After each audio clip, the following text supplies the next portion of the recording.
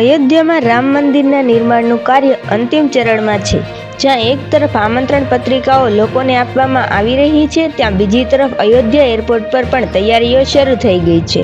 આગામી 25 ડિસેમ્બરના રોજ અયોધ્યાના નિર્માણ દિન એરપોર્ટનું લોકાર્પણ કરવામાં આવી શકે છે. વડાપ્રધાન નરેન્દ્ર મોદીના હસ્તે અયોધ્યા એરપોર્ટનું ઉદ્ઘાટન કરવામાં આવી શકે છે.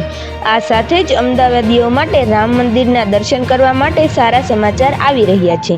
જેમાં અયોધ્યાથી અમદાવાદની નોનસ્ટોપ ફ્લાઇટ શરૂ થવા જઈ રહી છે.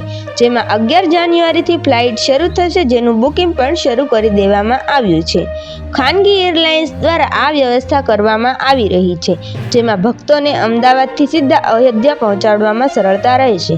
આ ડાયરેક્ટ ફ્લાઇટનું સંચાલન અમદાવાદના સરદાર વલ્લભભાઈ પટેલ એરપોર્ટથી થશે અને ફ્લાઇટનું ઉતરણ અયોધ્યાના મર્યાદા પુરુષોત્તમ શ્રી રામ એરપોર્ટ પર થશે. આ ફ્લાઇટ માટે ભક્તોએ મહત્તમ ભાડું 3,999 ચૂકવવાનું રહે છે. ફ્લાઇટ ઓછામાં ઓછા 1 કલાક અને 50 મિનિટમાં લોકોને અયોધ્યા પહોંચાડી દેશે. બસ હાલ માટે એટલું જ મિત્રો. ફરી મળીએ નવી અપડેટ અને નવી ખબરો સાથે. ત્યાર પહેલાં અમારા વિડીયોને લાઇક કરી ગુજરાતી ન્યૂઝને સબસ્ક્રાઇબ કરો. બેલ આઇકન દબાવી દેજો, જેથી કરીને તમને નવી અપડેટ મળતી રહે.